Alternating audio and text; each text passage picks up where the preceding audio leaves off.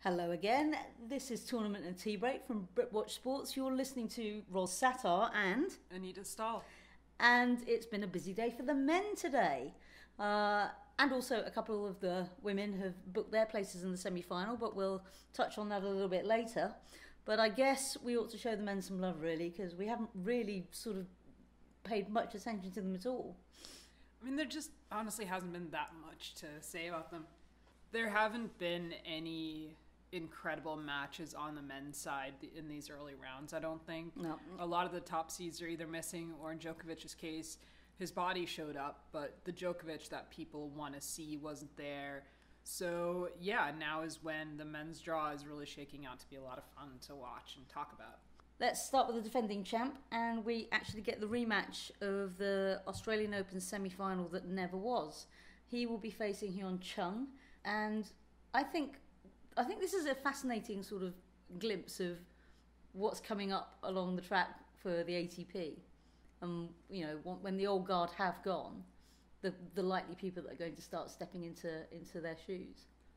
Yeah, and what I especially like seeing on the ATP side is the generosity and kindness that Roger is showing these younger guys coming up. The way he talked about Chung, it's like he was looking forward to playing him, but also looking forward to giving this young guy the opportunity to really test himself by playing him.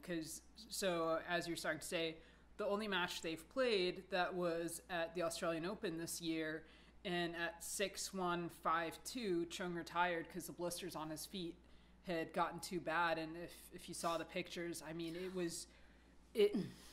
was horrible wounds, really, like not what you think of when you hear blisters. And Roger was so sympathetic to that. Yeah. And so it's just a great match to look forward to see Chung be tested, but also see Federer showing the young generation what's up.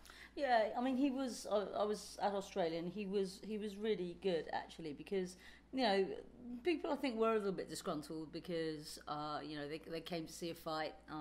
And of course, Chung had out Djokovic earlier in the tournament. So it was really good when Roger actually turned around and said, I know what blisters can be like, and having seen them, that they were nasty, and he said the same again. So I think he's looking forward to it, and we know that he's imparted his advice to Alexander Zverev. Not that Alexander Zverev has paid much attention to it thus far, but he's actually taken the time to talk to Zverev and said, look, don't sweat it. The pressure's going to be on, and it'll be interesting to see. I think this has actually got the makings of a very good quarterfinal. Right. I mean, I'm disappointed that this isn't the final. And not that other semis and quarters aren't going to be great, but to have them meet this early is a shame, considering where they're both at. I think it'd be a great moment to see them meet really on Sunday first time. The next quarterfinal is another actually meeting of, I want to say old, but I wouldn't describe Kevin Anderson as old, but he's been on the tour for quite a while, and he's now having that sort of resurgence, and quite rightly made his first slam final last year. And he meets up another next genner, which is Borna Coric, who has even early on in his career had to overcome some pretty awful injury woes, as has Kevin Anderson, to be fair.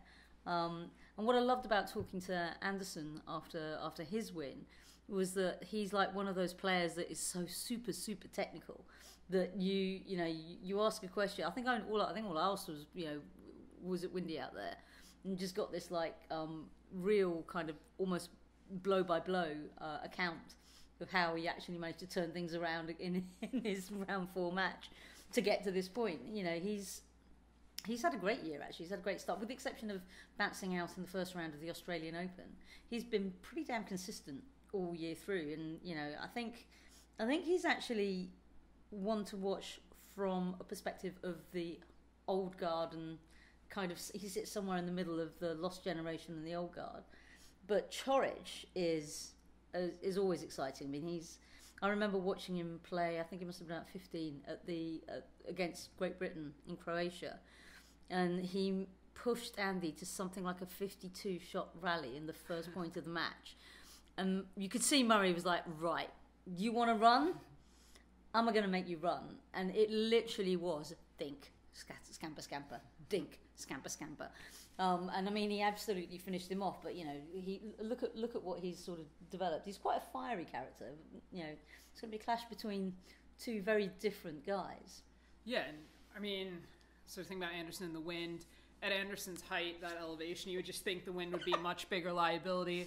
I was watching Coric and Fritz this morning, and so they went 3 sets, and Coric really just, they were wailing on that ball from one baseline to the other, and Fritz, the American, was really getting frustrated, but Coric didn't show that. Like, he looked like he was having fun and was there to really keep fighting, and so just those different styles when he meets Anderson, who also had to play a 3-set match, in this case against Carreño Busta, to get to the quarters. It's going to be interesting. I mean, they've played on hard court 3 times, and Anderson has won each of those encounters. Mm-hmm. But George has changed a lot of things up. He has a whole new team, new coach, new physio, everything. So, you know, I don't want to let the head-to-head be misleading about how hotly contested this match could potentially be. And we also know Coric has got a good reputation for smacking the big players about and, you know, dropping a huge surprise as well. Yeah, I mean, what he did to Sasha Zverev at the U.S. Open last year, that was... I think... I don't know. I mean, I think Anderson's form at the moment is pretty awesome early on in the season. Especially, again, he's had his fair share of injury woes as well.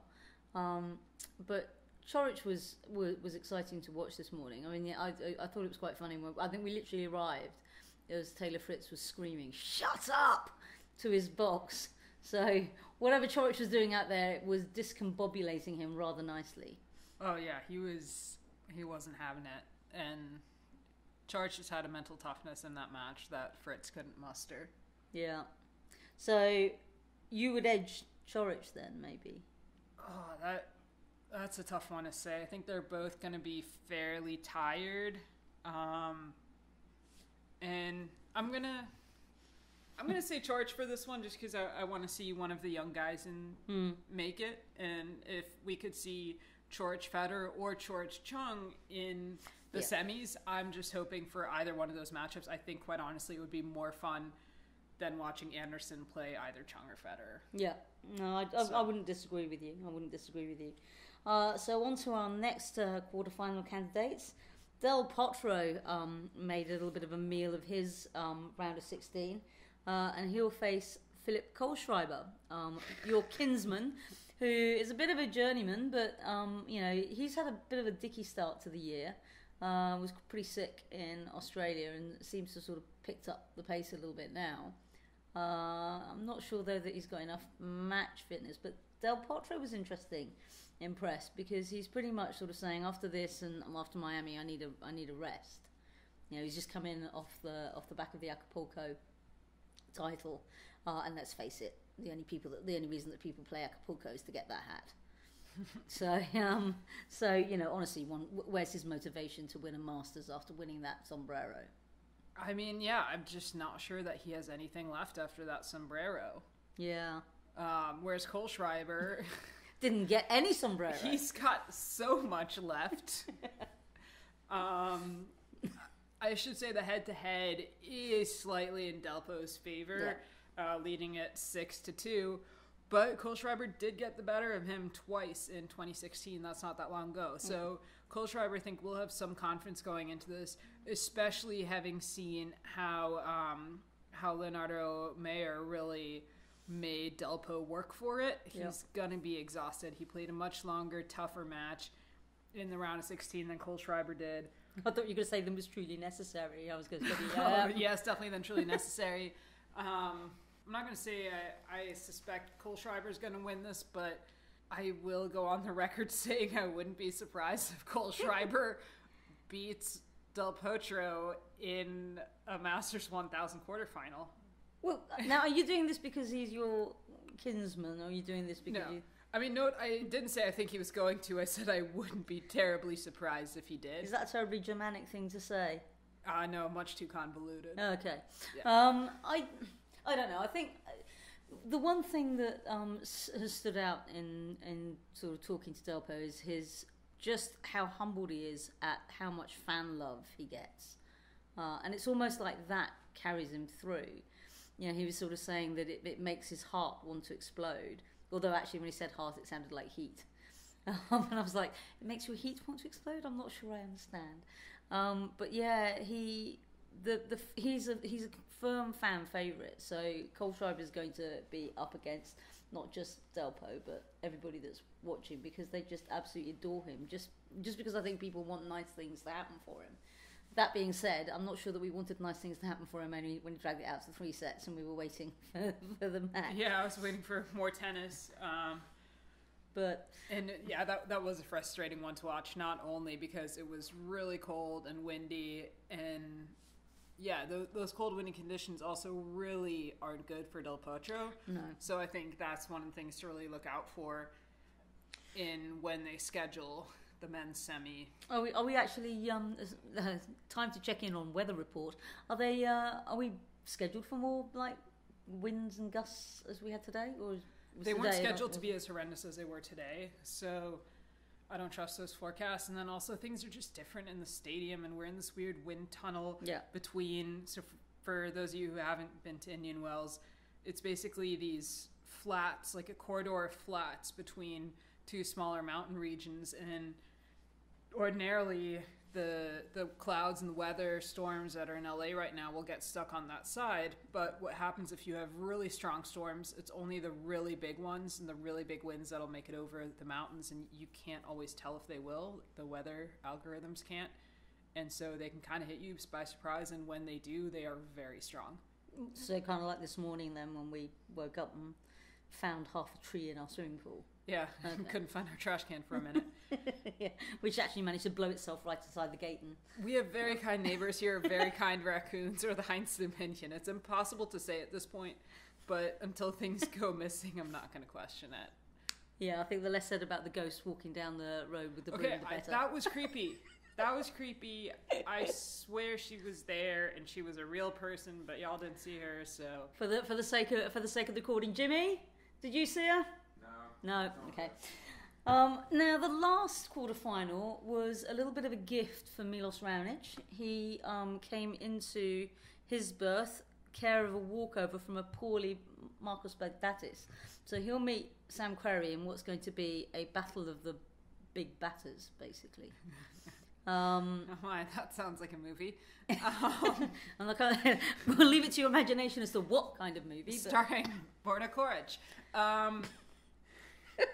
But yeah, I mean, I'm not sure who gets the benefit, whether Querrey will get the benefit of an untried and tested Raonic. Well, that's what I was going to say. You said that Raonic got a gift on that walkover, and I'm not sure that it is. Okay, well, he thinks he's played it up as a gift in his...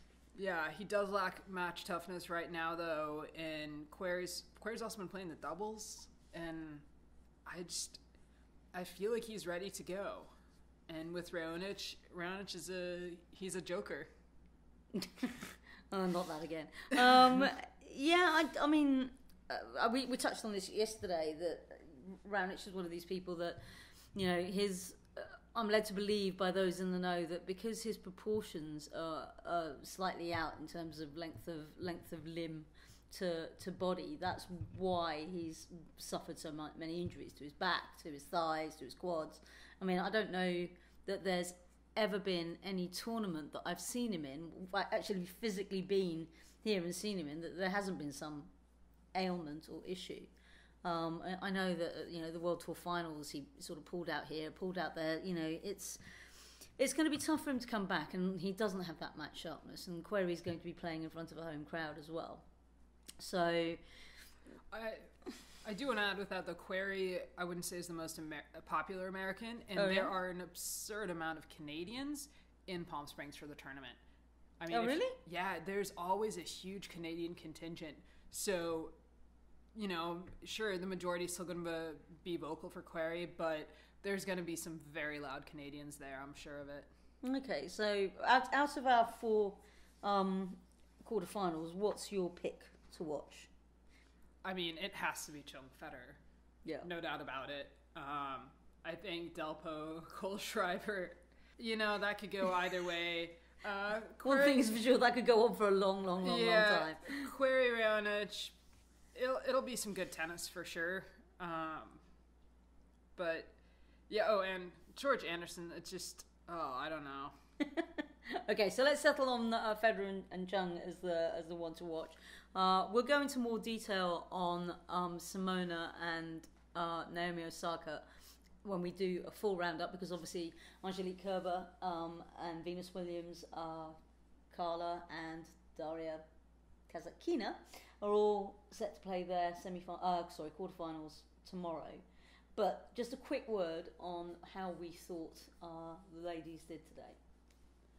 I think Naomi Osaka has been incredible. She's making a deep run here, and maybe I'm just noticing it more with her because she's just such a media darling. And when I say media, I mean like the individuals in the media. Everybody just loves going to Osaka's press conferences because, and I admit part of this also just, she has a better grasp on English than most players in the sport, so that already is a relief, quite honestly.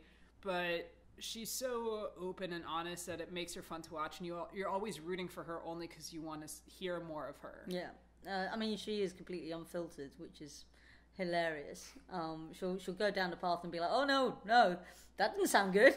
Yeah, and yeah, she's just shameless about it, and I think really where the current, I don't want to say current generation, but a number of generations of WTA players right now have shied away from saying anything off script. Yeah.